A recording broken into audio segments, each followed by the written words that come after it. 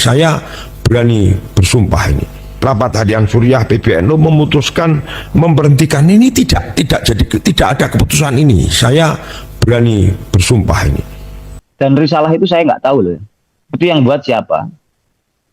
Kita sampai selesai rapat, tapi itu risalah itu bukan kita tidak termasuk yang nyusun. Tapi nyuwun sewu, saya akan sampaikan di sini bahwa dalam risalah itu bahwa Kiai Yahya harus mundur. Dan setelah 3 hari itu tidak mengundurkan diri, kemudian memutuskan memberhentikan, ini tidak keputusan rapat Suriah, Bapak. Ini perlu kami aturkan. Ini risalah yang beredar di media massa. Risalah itu nggak tahu siapa yang buat. Ya, risalah itu nggak tahu siapa yang buat. Jadi risalah itu bukan sesuatu yang dirumuskan bersama-sama di dalam rapat, itu nggak ada. Itu faktanya. Di dalam rapat Aston nggak ada. Coba saya baca, jika dalam 3 hari tidak mengundurkan diri, rapat Harian Suriah PBNU memutuskan memberhentikan ini tidak ada keputusan ini. Saya berani bersumpah ini. Ini ada Gus Aun, ada Kiai Nurul Yakin, ada Kiai Mu'an Thohir, ada Gus Nadif, ini ada Gus Latif juga Rawuh. Nah, ini penting kami aturkan, menambahi keterangan dari ketum tadi. Ini bahkan yang Mulia Rois Am juga ngerti kok. Sebenarnya waktu di PBNU itu ketum mau ngajak Pak Mantri, tapi oleh Pak Nuh tidak boleh. Oleh Pak Nuh disarankan untuk tidak saja karena yang tanggung jawab di organisasi adalah ketua umum. Jadi Gus Yahya juga sempat ngendikan kepada kami ketika setelah rapat itu, gimana Gus pertemuan empat mata dengan Yang Mulia Rois Am? Seluruh pertanyaan sudah saya jawab, dan ya setiap saya jawab nggak ada pertanyaan lagi. Setiap saya jawab nggak ada pertanyaan lagi. Jadi kalau mestinya kan kalau klarifikasi benar kan setelah ada jawaban dari Gus Yahya pasti harus ada tindak lanjut keterkaitan.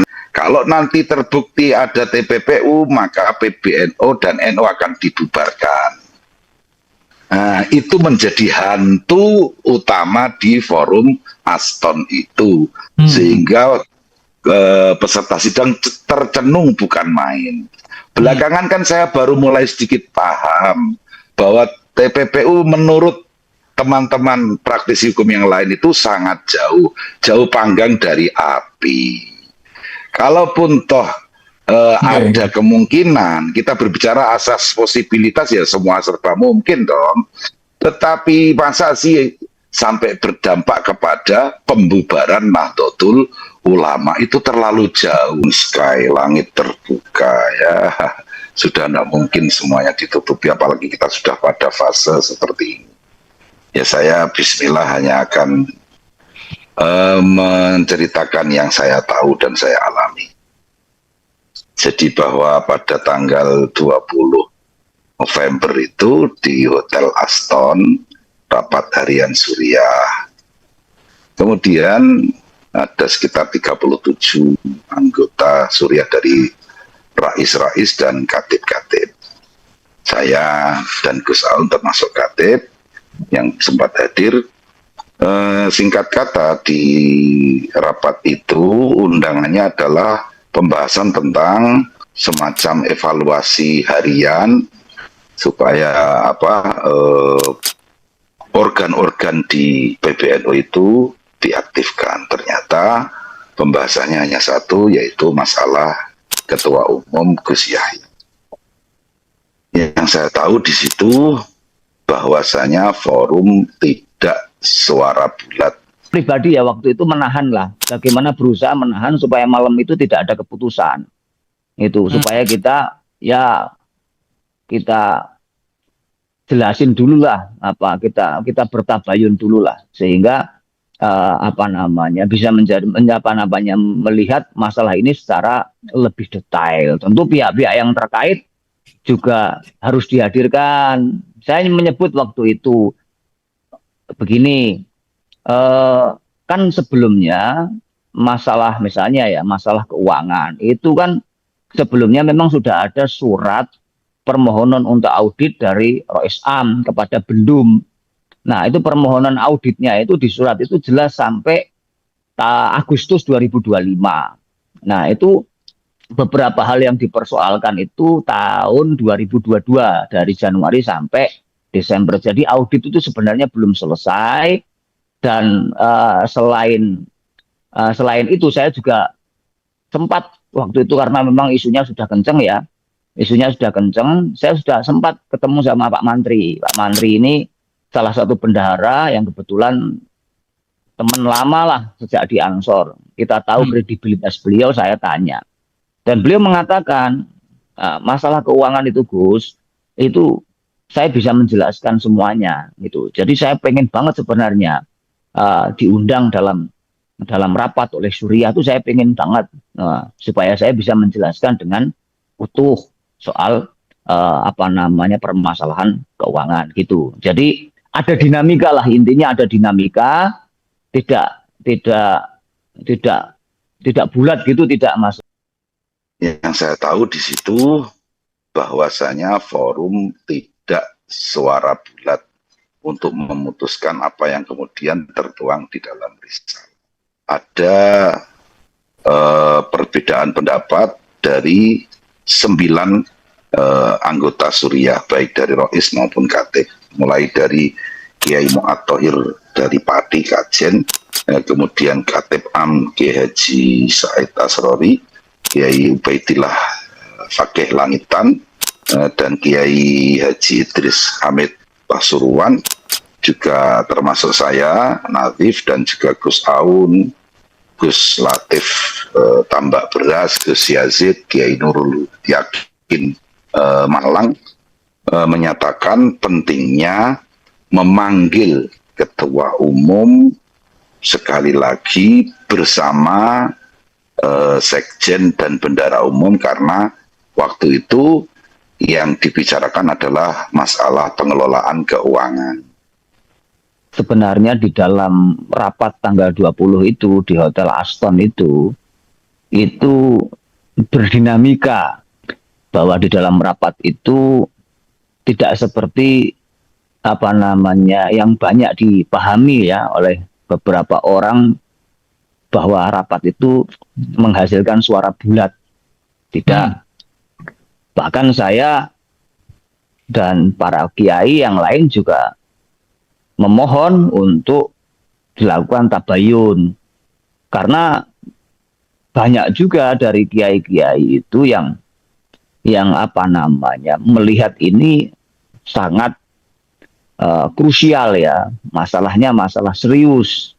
Nah, apa yang dituduhkan kepada ketua umum ini serius, maka perlu untuk mendorong tabayun supaya kita bisa melihat lebih detail lagi, tidak seperti ini, karena ya ini kan bukan soal pribadinya Kiai Yahya Khalil Stakuf, tapi kapasitas beliau sebagai ketua umum. Jadi kita dorong itu, jadi termasuk yang sepuh Kiai Mu'ad Thohir dan lain sebagainya. Bahkan di forum itu saya betul-betul minta dengan sangat kepada para kiai-kiai untuk melakukan tabayun ini secara organisasi.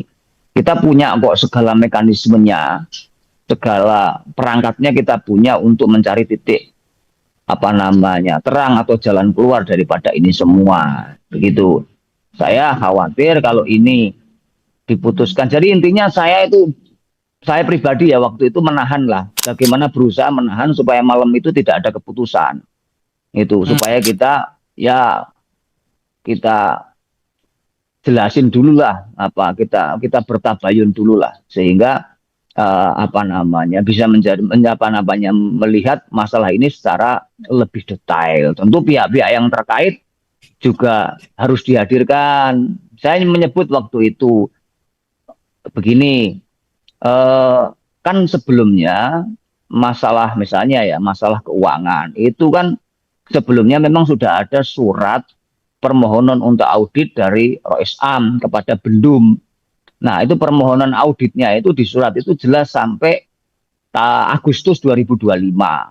Nah, itu beberapa hal yang dipersoalkan itu tahun 2022 dari Januari sampai Desember. Jadi audit itu sebenarnya belum selesai dan selain itu saya juga sempat waktu itu karena memang isunya sudah kenceng ya, isunya sudah kenceng, saya sudah sempat ketemu sama Pak Mantri. Pak Mantri ini salah satu bendahara yang kebetulan teman lama lah sejak di Ansor. Kita tahu kredibilitas beliau, saya tanya.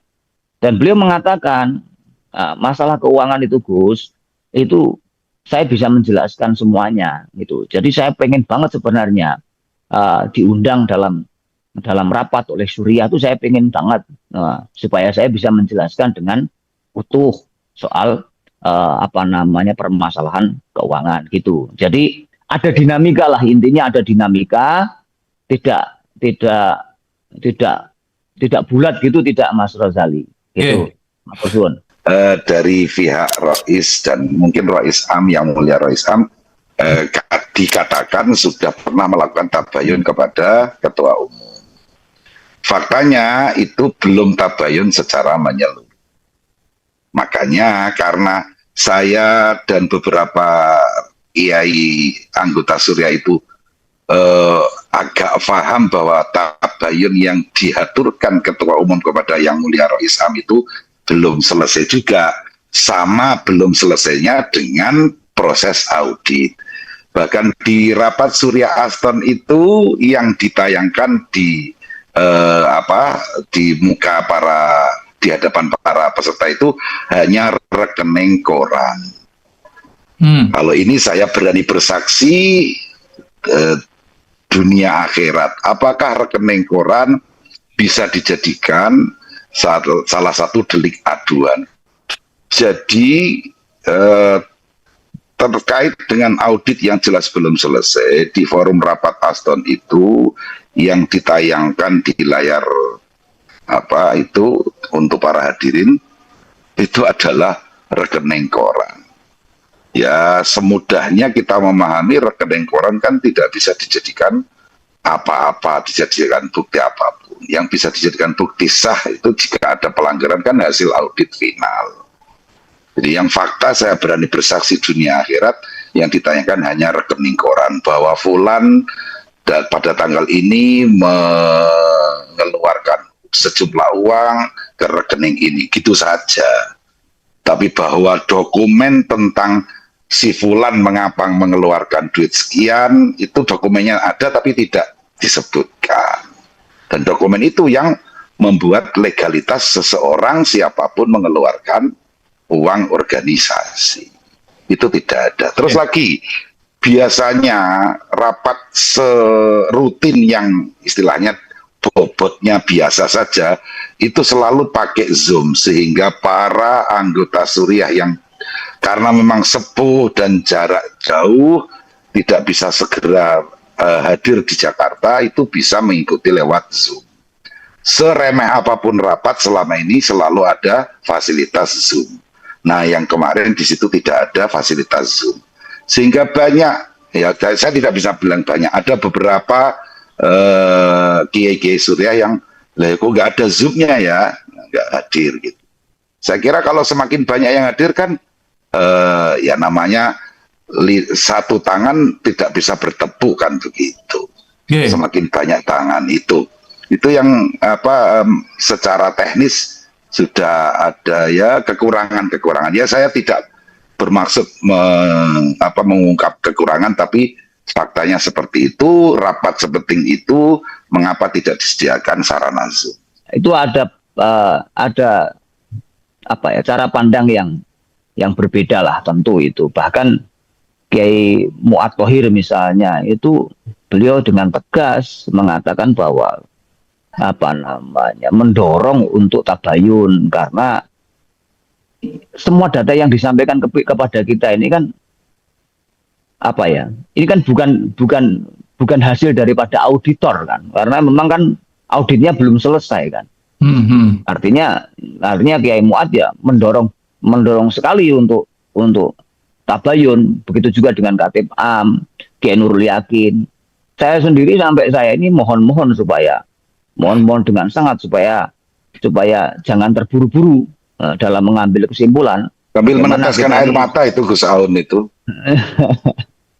Ya saya Ya, karena takut Mas karena ini serius, kan kami serius, iya, karena ini kan serius, saya iya. takut sekali karena ya memang ini kan NU ini orang organisasi gede ya. Kita tidak boleh apa namanya terburu-buru untuk mengambil kesimpulan. Saya ini sampai mohon-mohon betul ya. Saya mohon-mohon betul supaya karena kita semua punya mekanismenya Mas Rozali di organisasi.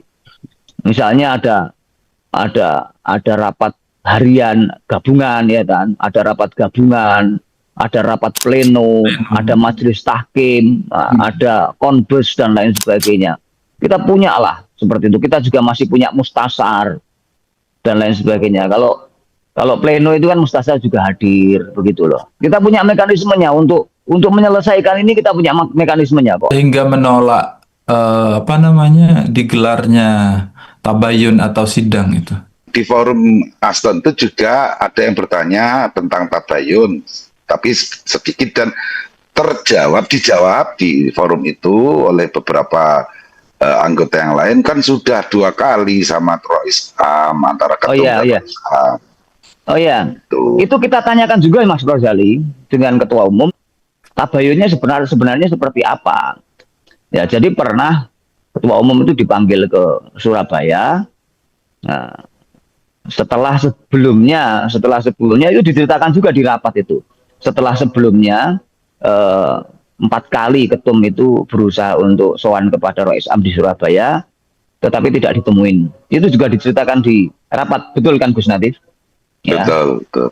Ya, hari Kamis sebelum rapat itu ketum dipanggil di Surabaya terus disodorin dokumen-dokumen itu. Nah, dikasih waktu 3 hari untuk menjawab. Kemudian Senin ketemu lagi dengan Rois Am di mana? Di Jakarta di kantor PBNU. Diskusi lama, ketum menghadap lama 2 jam kalau tidak salah 2 jam. Semua pertanyaannya dijawab. Persoalannya satu, di Surabaya maupun di Jakarta itu berlangsung 4 mata. Gitu. Dan terus saya tanya, terus terakhir itu kesimpulannya bagaimana? Kesimpulannya Rois Am ngendiko kalau tidak salah sementara begitu dulu, ya sudah. Setelah itu terus ada undangan itu tanggal 20 itu. Berarti itu hari Senin, kemudian tanggal 20 itu hari apa? Hari Kamis apa hari Rabu. Nah, itu kemudian tiba-tiba ada rapat suriah itu yang kemudian itu juga saya yakin ada juga yang baru dengar itu soal permasalahan itu, sehingga ya rapat itu ya kondisinya ya seperti itu tadi, kondisinya secara kondisinya di dalamnya suasananya serius sekali lah, kira-kira begitu. Jadi yang dianggap forum tabayun itu adalah forum yang diselenggarakan sebelum rapat syuriah itu. Yang pertama yang ketum sama Rois Am itu yang 4 mata itu. Pertama di Surabaya itu dinilai cukup, bahkan ini bahkan yang mulia Rois Am juga ngerti kok. Sebenarnya waktu di PBNU itu ketum mau ngajak Pak Mantri, tapi oleh Pak Nuh tidak boleh. Oleh Pak Nuh disarankan untuk tidak saja karena yang tanggung jawab di organisasi adalah ketua umum. Jadi Gus Yahya juga sempat ngendikan kepada kami ketika setelah rapat itu, gimana Gus pertemuan 4 mata dengan Yang Mulia Rois Am? Seluruh pertanyaan sudah saya jawab dan ya setiap saya jawab nggak ada pertanyaan lagi. Jadi kalau mestinya kan kalau klarifikasi benar kan setelah ada jawaban dari Gus Yahya pasti harus ada tindak lanjut keterkaitan ya, respon berkelanjutan. Hanya 4 mata dan tidak ada notulensi, tidak ada apapun ya. Tidak ada apa-apa. Tidak ada saksinya. Tidak ada saksinya ya, yang tidak ada saksinya. Tapi begini ya, merangkai peristiwa itu begini.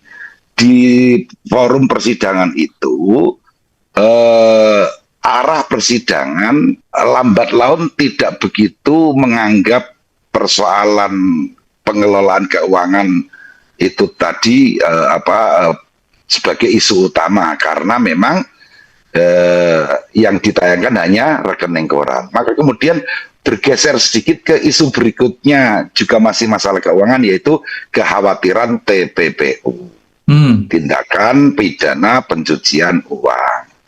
Nah itu pun, itu kan hanya sekedar kekhawatiran, meskipun salah satu anggota sidang yaitu Dr. Ihsan, yang katanya memang beliau ahli hukum, berpengalaman 23 tahun sebagai lawyer, itu menguatkan kekhawatiran itu. Terus terang, saya secara pribadi tidak mendalami apa itu TPPU. Apalagi mohon maaf, kiai sepuh yang lain yang hanya berjibaku dengan kitab kuning. Hakikat TPPU itu apa? Yang penting kemudian distressingkan kepada diktum ini. Kalau nanti terbukti ada TPPU, maka PBNU dan NU akan dibubarkan. Nah, itu menjadi hantu utama di forum Aston itu. Sehingga peserta sidang tercenung bukan main. Belakangan kan saya baru mulai sedikit paham bahwa TPPU menurut teman-teman praktisi hukum yang lain itu sangat jauh panggang dari api. Kalaupun toh ada kemungkinan, kita berbicara asas posibilitas, ya semua serba mungkin dong. Tetapi masa sih sampai berdampak kepada pembubaran Nahdlatul Ulama, itu terlalu jauh. Berarti kesepakatan forum itu, kita masih di forum itu, nggih. Kesepakatan forum itu tidak menggelar rapat atau tidak menggelar sidang atau tahkim setelah rapat itu, nggih. Akhirnya itu disepakati di forum atau bagaimana, Gus? Disepakati tapi tidak sampai diketuk terus misalnya ada kesimpulan kesempatannya begini, enggak. Jadi ngambang, kemudian yang ngambang tapi kemudian yang dikristalkan ya, bukan yang mengkristal ya, beda ya. Yang terkristalkan itu adalah rapat menyetujui untuk menyerahkan urusan ini kepada Yang Mulia Rois Am dan 2 wakil Rois Am. Itu saja. Oke. Jadi apa yang tertuang di dalam risalah, kita sekarang berbicara fakta, risalah yang ada itu mohon maaf tidak sesuai dengan apa yang terjadi. Sangat jauh dari apa yang terjadi di forum Aston itu. Dan saya sendiri juga belakangan dikit belajar apa itu risalah sidang. Harusnya kan perbedaan pendapat juga tertuang di dalam situ kan. Kemudian terjadi diskusi, kemudian mencapai kesepakatan. Harusnya kan begitu. Itu notulen tidak ada sama sekali. Iya. Risalah itu notulen sih. Nah, notulen kan berarti harusnya direkam lengkap, Mas Rozi. Itu tidak ada rekaman lengkap sama sekali, itu terpotong-potong. Tapi ada rekomendasi untuk menyerahkan hasil keputusan kepada Rois Am dengan didampingi oleh wakil Rois Am, dan saya dengar juga untuk itu memanggil, ada klausul memanggil, ada rekomendasi memanggil ketua umum, sekretaris dan bendahara. Nggak ada sama sekali. Oh, nggak ada. Tidak tertuang sama sekali kan di teks risalah. Bukan, maksudnya ada rekomendasi dari forum itu untuk memanggil. Iya. Ya kan itu tadi.